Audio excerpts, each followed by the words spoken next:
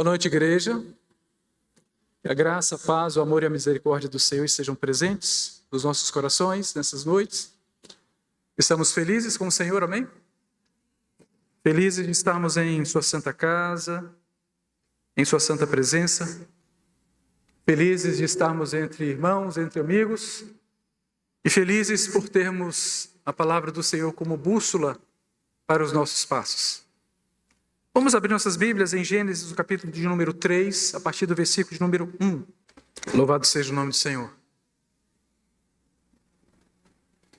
É bom sempre nos encontrarmos depois de uma semana de trabalho, de lutas, sabendo que o Senhor tem cuidado de cada um de nós, sabendo que o Senhor tem cuidado das famílias. É bom estarmos aqui.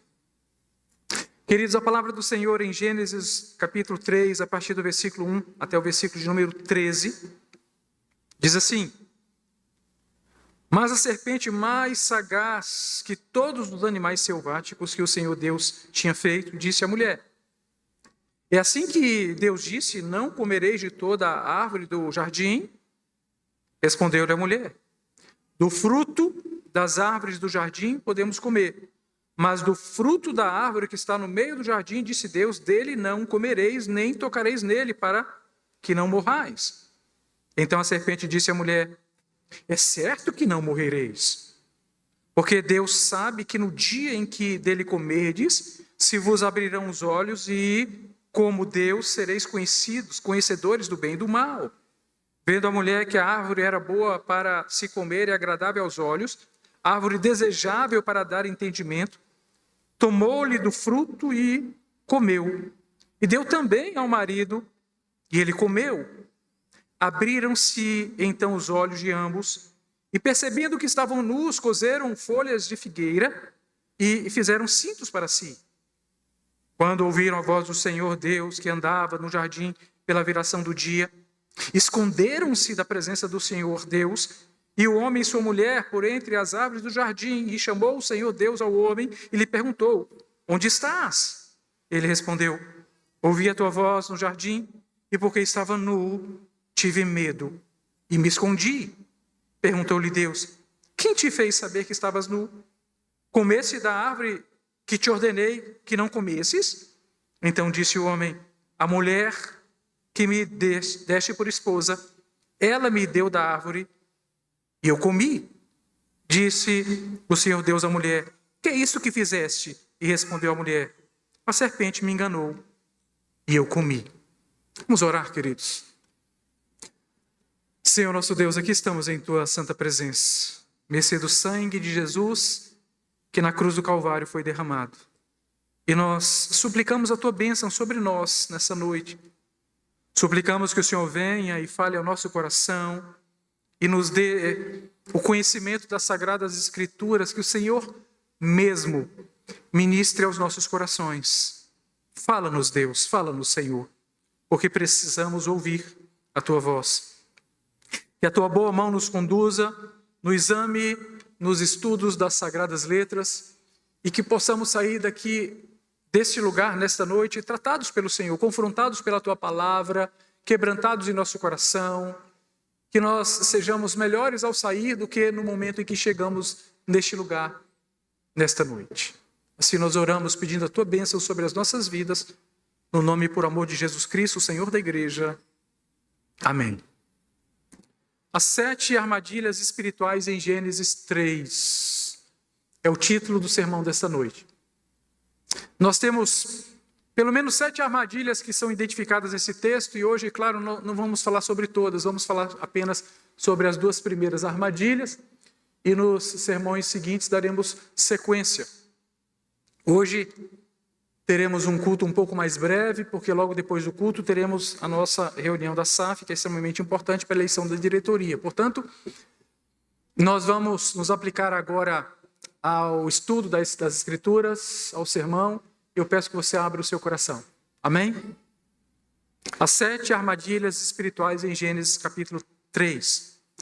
Em 2 Coríntios, capítulo 2, versículo 11, o apóstolo Paulo nos adverte para que Satanás não nos engane, afirmando que não devemos ignorar os seus ardis.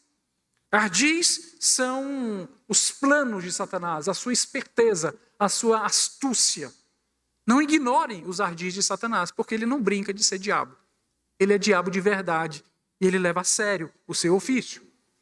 No entanto, a realidade é que muitos crentes hoje em dia não estão conscientes das táticas espirituais do maligno e por isso caem nas mesmas ciladas que se repetem há milhares de anos desde os nossos primeiros pais. Podemos, no texto de hoje, identificar pelo menos 7 dessas armadilhas que foram colocadas diante dos nossos primeiros pais e eles caíram. E por causa dessa queda foram levados a pecados em série, e nós vamos estudar.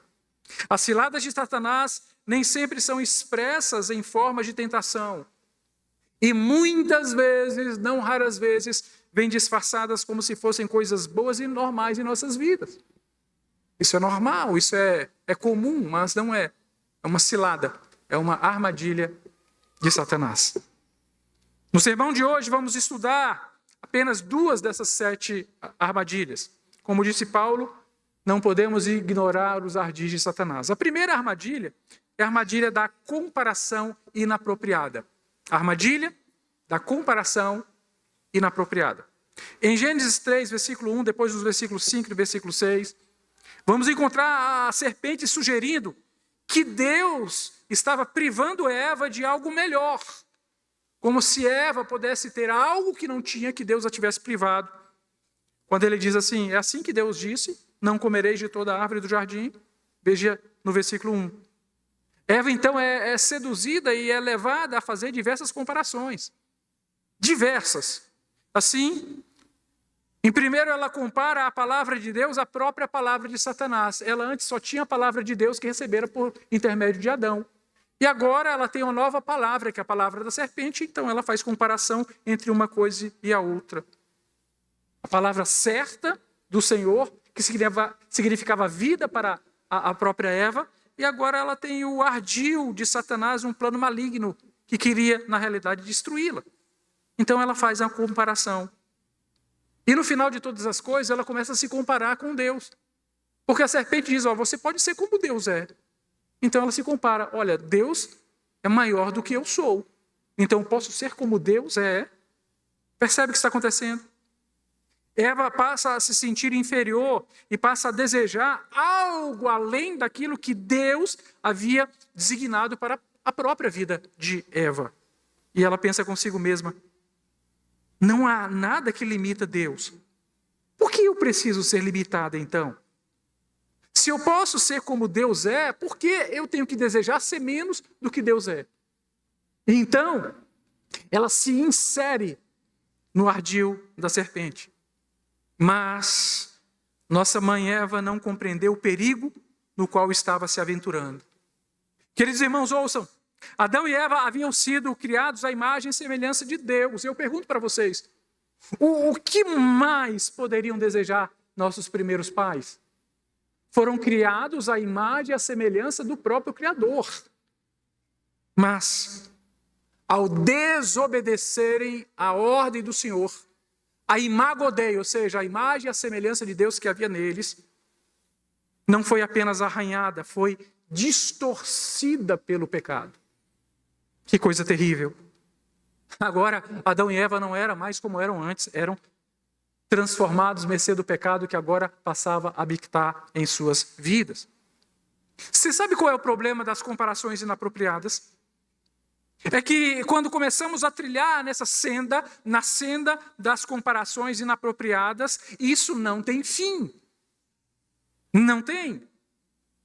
A armadilha maligna e demoníaca das comparações inapropriadas continua prendendo muitos crentes e é extremamente eficaz. E por que ela é eficaz? Porque, em princípio, como eu já disse, não sugere que seja nada maligno. É como se falasse assim, olha, isso é um comportamento humano comum, porque afinal foi Deus quem deu ao ser humano a potencialidade, a capacidade de fazer comparações. Você é um ser racional e você pode comparar. Então compare-se com o Criador, não tem problema. Deseje ser igual ao Criador, porque afinal Ele te fez assim. É a sutileza da serpente. A questão em si, queridos irmãos, não são as comparações, mas as comparações indevidas. Eva foi levada a se comparar com Deus. Como assim? Como pode a criatura ousar comparar-se com o Criador? Como? E a partir daí a coisa deslancha. As comparações não param e são vistas em toda a descendência de Adão e Eva. E nós poderíamos elencar diversos exemplos bíblicos aqui, mas vamos apenas a alguns. O primeiro foi diretamente na descendência imediata de Adão e Eva. Caim comparou sua oferta com a oferta de Abel.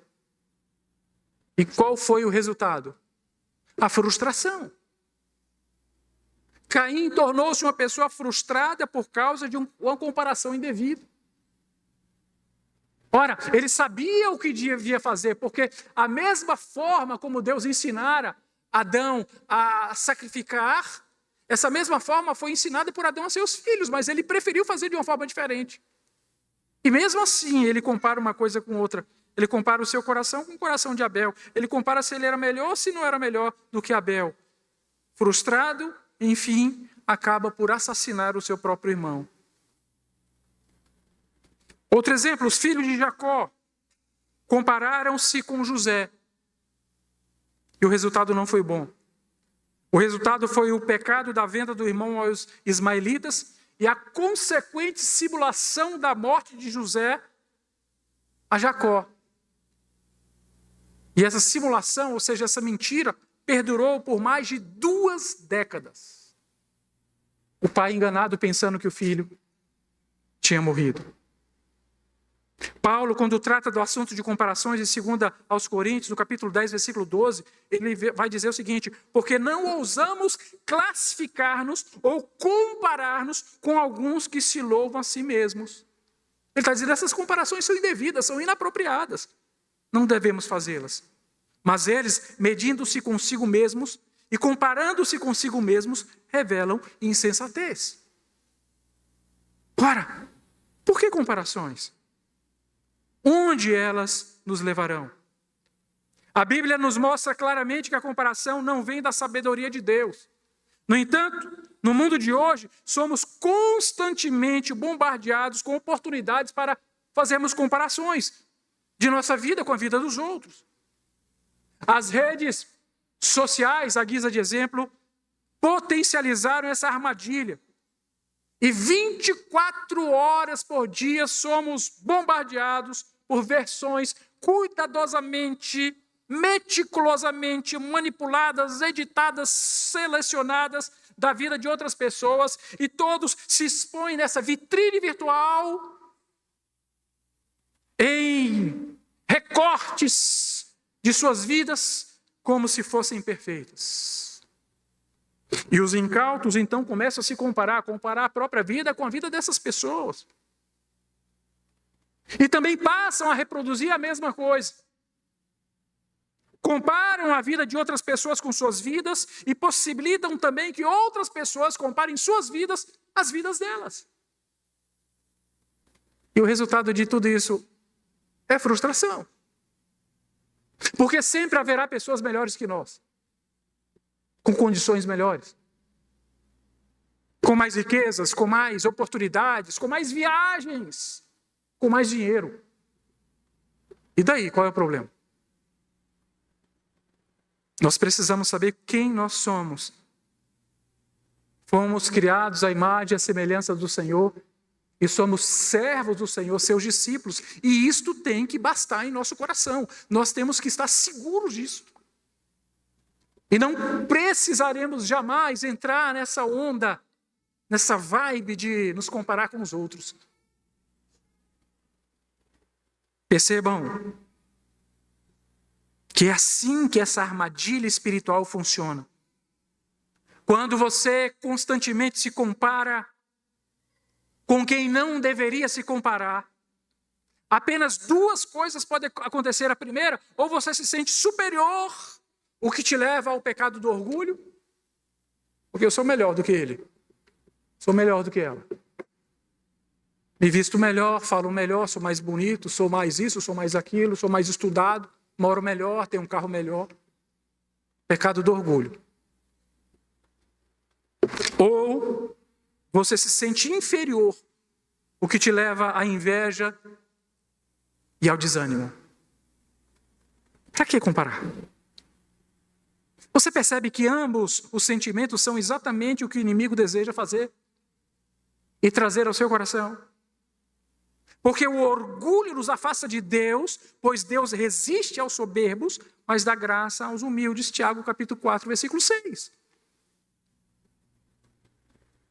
Já a inveja e o desânimo te afastam da paz e da alegria de Deus, fazendo com que você questione a sua bondade em sua vida. E questione o seu plano para a sua vida.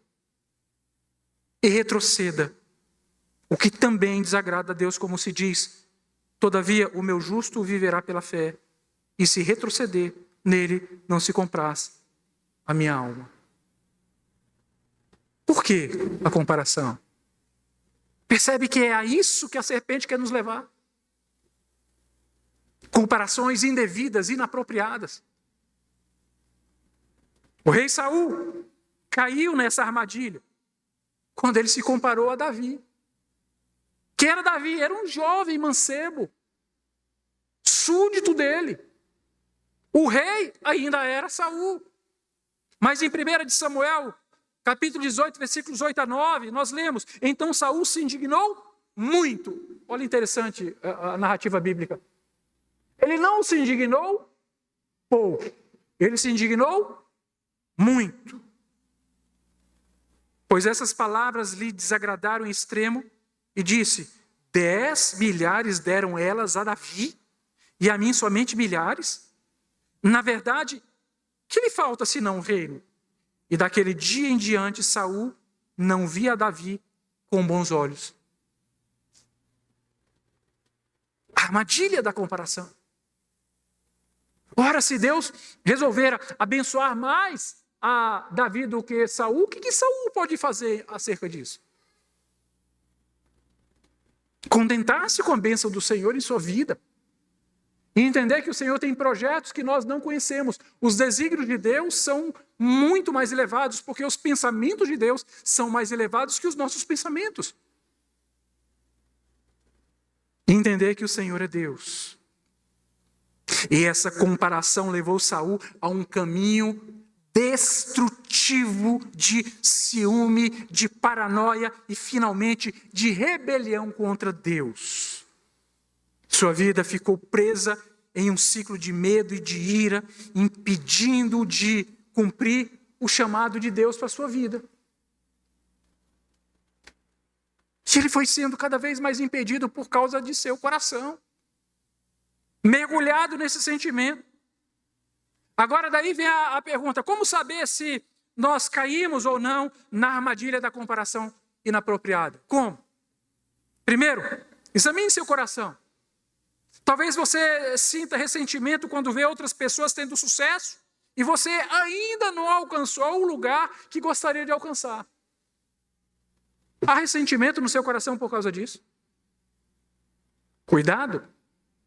Segundo, talvez você tenha que lutar constantemente contra sentimentos de inadequação.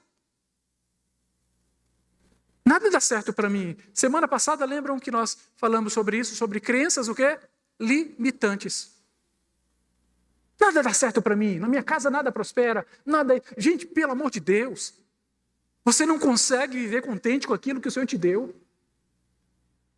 Sempre a grama do vizinho será mais verde que a sua. Talvez você passe horas navegando pelas redes sociais e se sentindo pior sobre sua própria vida ao ver a vitrine ilusória da vida de outras pessoas. É assim com você? Talvez você tenha dificuldade em celebrar as bênçãos dos outros sem se sentir mal com sua própria situação. Não consegue se alegrar. Sabe qual é o grande problema do invejoso? O grande problema do invejoso não é que ele não quer que você tenha o que você tem. Não é que ele quer ter o que você tem. O grande problema é que ele quer ter o que você tem. E que você não tem o que você tem. Esse é o problema do invejoso. Talvez sua autoestima seja oscilante por causa da comparação que você faz da sua vida com a vida de outras pessoas. Então, cuidado com a armadilha da comparação. Mas, pastor, como eu posso sair dessa armadilha? Gálatas, capítulo 6, versículos 4 e 5 nos ensina. Mas prove cada um o seu labor, e então terá motivo de gloriar-se unicamente em si e não em outro. Pelo labor que fez, pelo fruto do trabalho. E continua Paulo, porque cada um levará o seu próprio fardo. Ora, se você carregou mais fardo, se você trabalhou mais, qual é o fruto do trabalho honesto? A prosperidade, a riqueza. Agora a pessoa não sai da preguiça, da indolência. Como vai prosperar? Percebe? Querido, contente-se com o que Deus já te deu até aqui. Contente-se. Se esforce mais, lute mais, persevere mais. E deixe de mão as comparações inapropriadas. Porque, ouçam, no final existem coisas que nivelam todos os seres humanos, todos. Uma doença incurável coloca todo mundo no mesmo nível. Uma perda irrecuperável. E, finalmente, uma morte inadiável.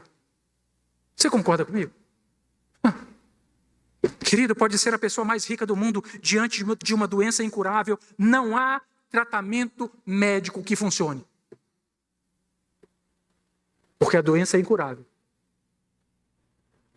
Existe uma doença incurável. E é uma doença que Deus não vai nos livrar. A última. A última doença que você tiver que enfrentar. O Senhor não vai te livrar, porque será a última.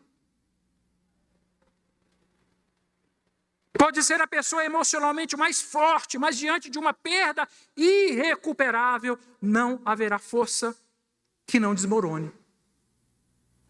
Como a perda de um ente querido muito próximo, de alguém de dentro, do fundo, do pleno do nosso coração. Você vai ser marcado para sempre por essa perda. E finalmente, pode ser a pessoa mais saudável da redondeza. Diante da morte inadiável, não haverá saúde que resista. Pessoa mais saudável que tem, a pessoa está vendendo saúde. Acontece um acidente. E aí? Percebeu que no frigir dos ovos nós somos de fato semelhantes? Para que comparações? Deus, entretanto, nos chama a medir nossa vida pelos padrões dele. Não pelos destaques editados pela vida dos outros. Quem era Eva para se comparar com Deus? Para que fazemos comparações inapropriadas que não nos levarão a lugar algum? Aprendamos a viver contentes. O Senhor Jesus quer que foquemos no chamado e nos dons únicos que Ele mesmo nos entregou, em vez de cobiçar aquilo que não é nosso. Aquilo que é de Deus ou aquilo que Deus deu ao outro. Amém. Segunda armadilha. A armadilha da ofensa. Gênesis capítulo 3, versículos 4 e 5.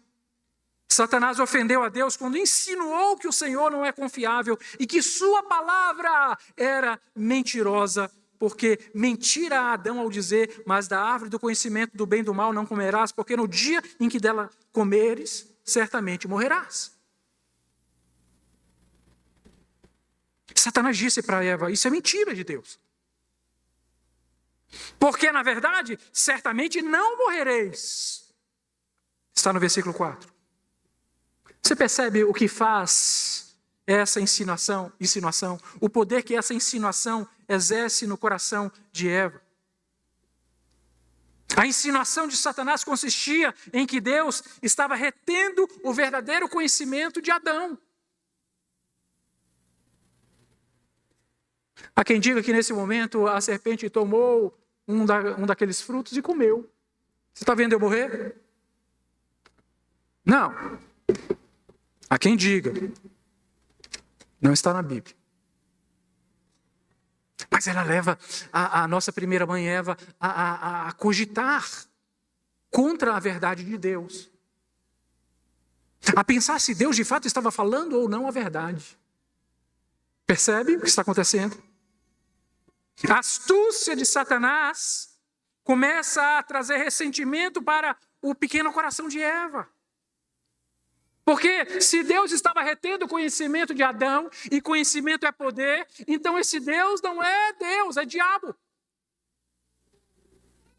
Esse Deus não é Deus de verdade, é um Deus de mentira.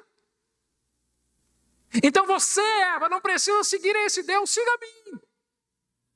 Porque esse Deus não é de verdade o seu amigo, eu sou o seu amigo.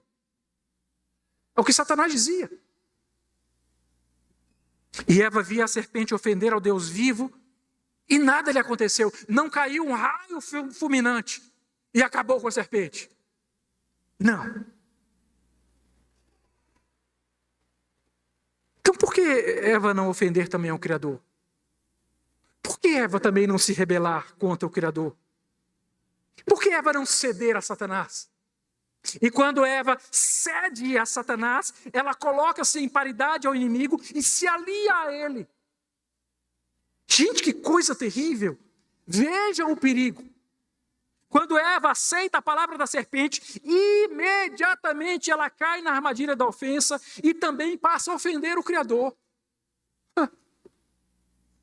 É isso que acontece quando nós nos aliamos a ofensores. Nos tornamos ofensores com eles. E é isso que o Espírito Santo quer trazer para o nosso coração. Agora pense um pouco comigo. Se o homem caído não tem nenhum freio que o impeça de ofender a Deus, não ofenderá também ao próximo? Se pode ofender ao Criador e nada acontece. A serpente ofendeu ao Criador e nada aconteceu naquele momento. Eva ofendeu ao Criador, nada aconteceu naquele momento. Adão ofendeu ao Criador, nada aconteceu naquele momento. Então, o que impede ofender? Ofendermos-nos mutuamente. Nada. Quando Eva embarcou na ofensa de Satanás ao Senhor, se tornou ofensora ao lado da serpente, uma ofensora a Deus. E mais uma vez, o padrão tornar-se-ia a repetir a partir de seus descendentes diretos. Caim entendeu que poderia ofender a Deus quando se irou contra o Criador. Quando o Criador não recebeu sua oferta. Ele se irou. Ofensa. Mais à frente, quando foi questionado sobre o paradeiro de Abel, a quem Caim já havia assassinado, ele ofende o Criador mais uma vez, quando ele diz ao Senhor, no versículo 9, disse o Senhor a Caim, onde está Abel, teu irmão? E ele respondeu, eu não sei.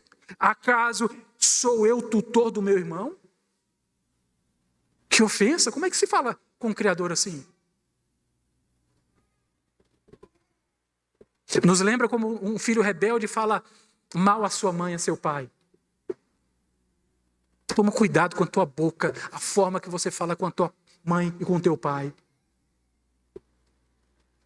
Para você não ser semelhante a Caim, ofendendo a um superior, como Caim ofendeu a Deus.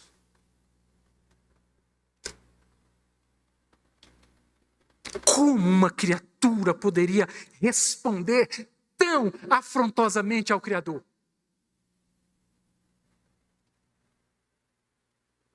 Que palavra acre proferida por Caim. Sou eu, acaso, o tutor de meu irmão?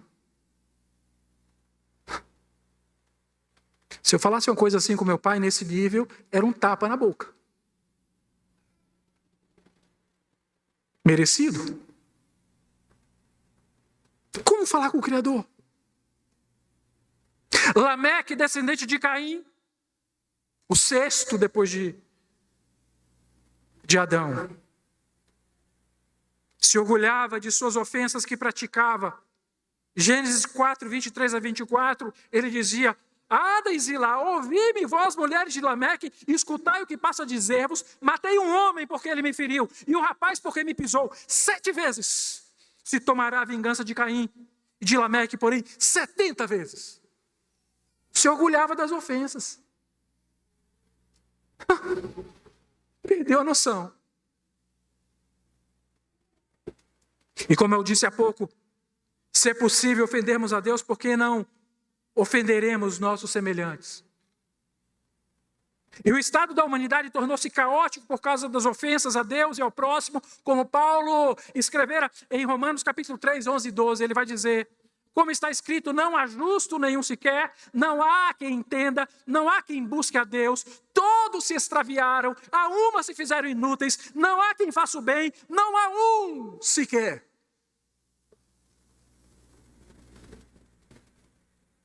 Ofendemos a Deus e ofendemos a nossos irmãos.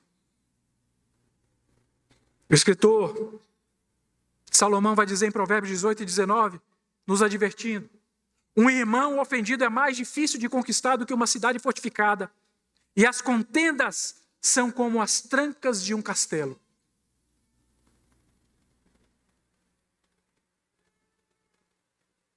Que força imagética nos traz esse versículo. Que imagem! A ofensa que sofremos constrói muros ao redor do nosso coração, tornando-o tão inacessível quanto os muros de uma cidade fortificada. Mas tem outro lado. A ofensa que fazemos aos outros constrói muros ao redor de seus corações, tornando-os tão inacessíveis quanto os muros de uma cidade fortificada. Nós somos ofendidos, mas a verdade é que também ofendemos.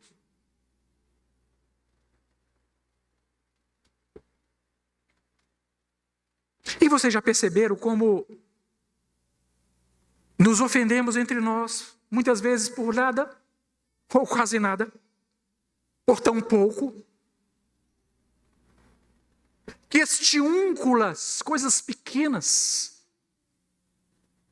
se tornam gigantescas e motivos de brigas, de retaliações, de problemas.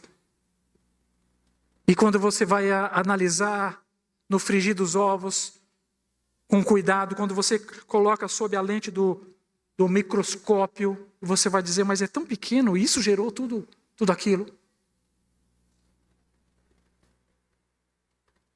A armadilha da ofensa é a armadilha espiritual em que caímos. Ouçam, queridos irmãos, Jesus sabia o quanto a armadilha da ofensa seria perigosa. Por isso que em Mateus 24, 9 a 12, ele vai advertir: então sereis atribulados. Preste atenção. Primeiro, atribulados e vos matarão. Sereis odiados de todas as nações por causa do meu nome. Nesse tempo, muitos hão de se escandalizar. Segundo, trair. Terceiro, odiar uns aos outros.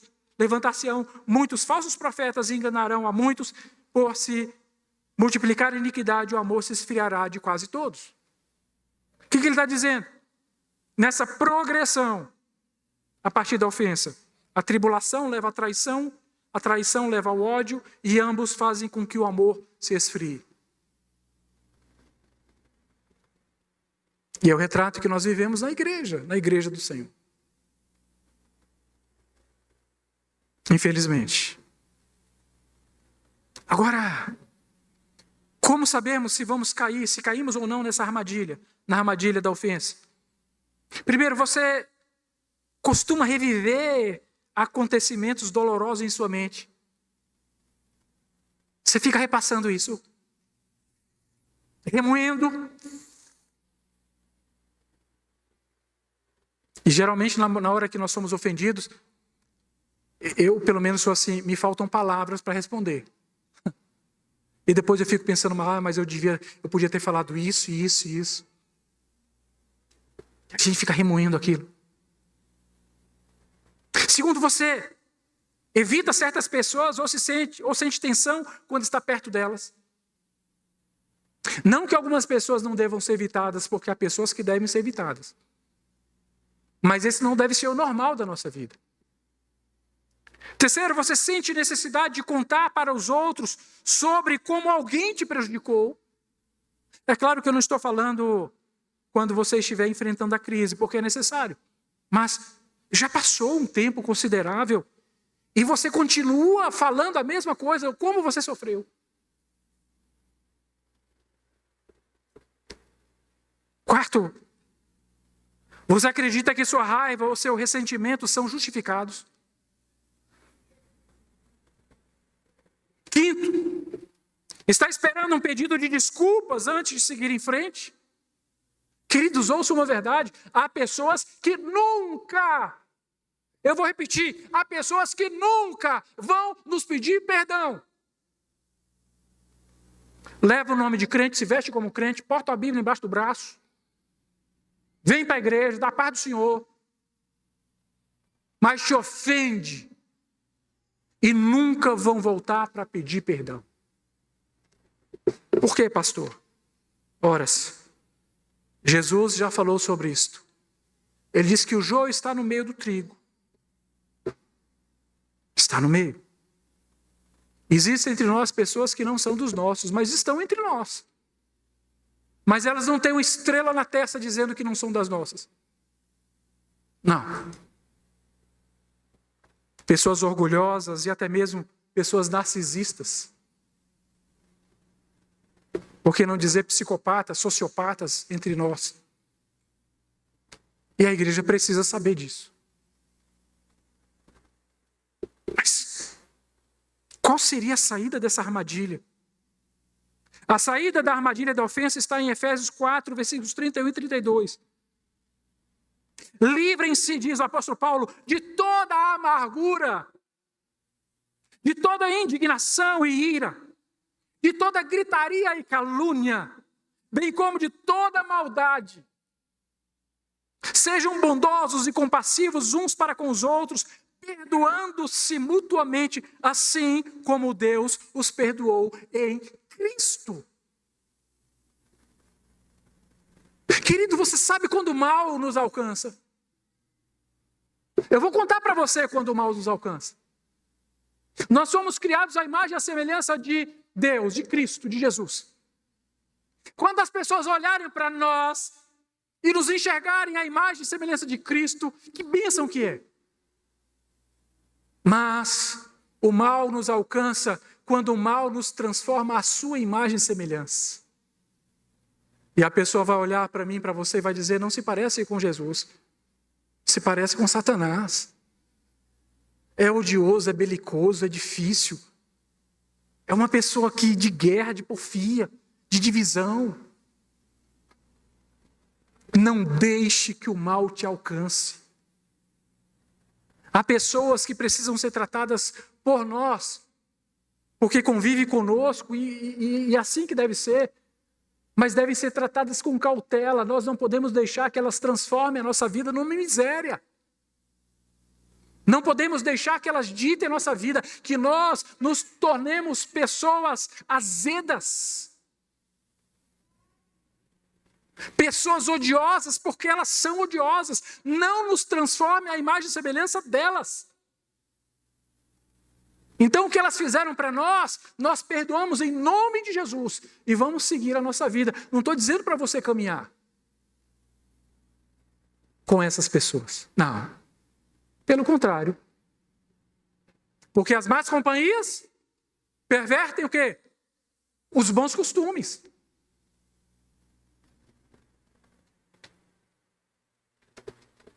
Andarão dois juntos se não estiverem de acordo? É o que pergunta a palavra.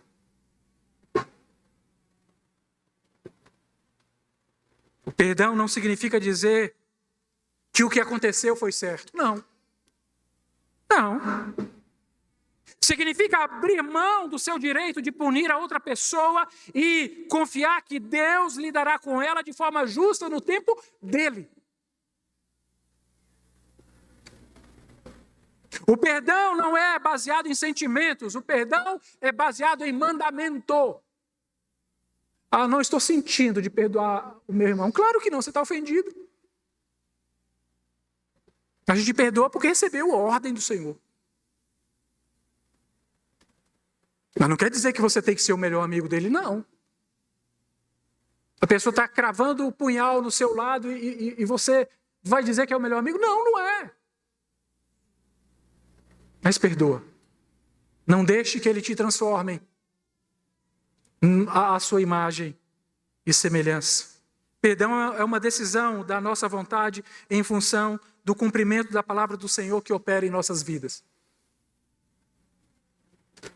Mas, por outro lado, ao lado em que você é ofendido, mas também ao lado em que você é o ofensor.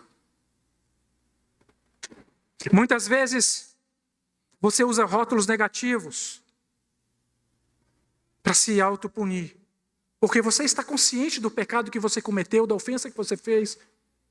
Você já buscou a reconciliação, já pediu perdão, já se arrependeu, já se humilhou, mas nada muda, parece que há algo no seu coração que te impede de seguir em frente, porque a ofensa que você gerou ao outro não para de estar diante dos seus olhos. Então você diz, eu sou um fracasso nos relacionamentos, porque eu continuo ofendendo as pessoas, ou mesmo buscando perdão, eu não consigo me sentir perdoado.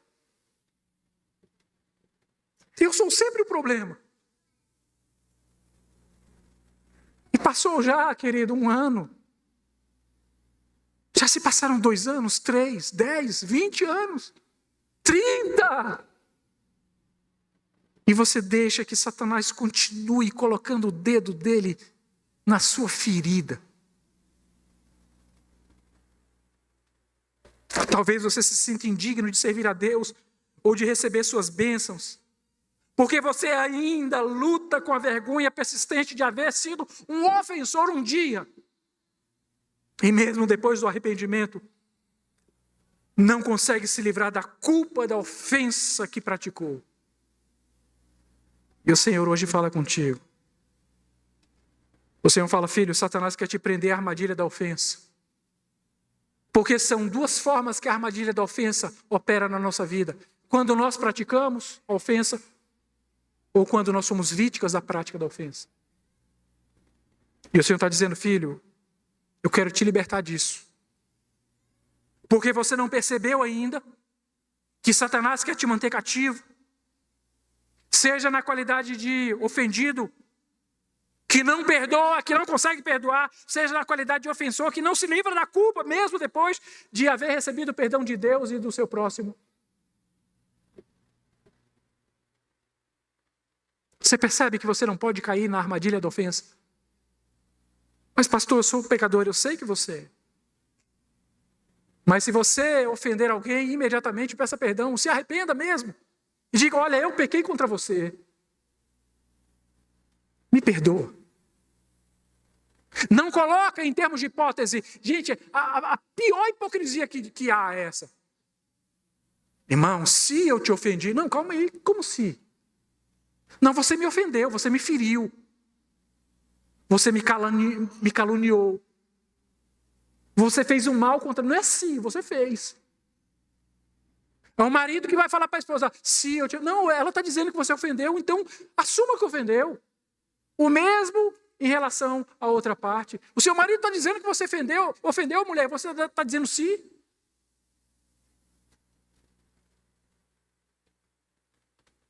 A saída para essa armadilha está em Romanos, capítulo 8, versículo 1.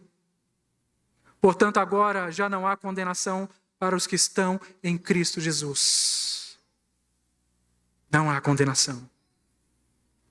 E também lemos, quem fará alguma acusação contra os escolhidos de Deus?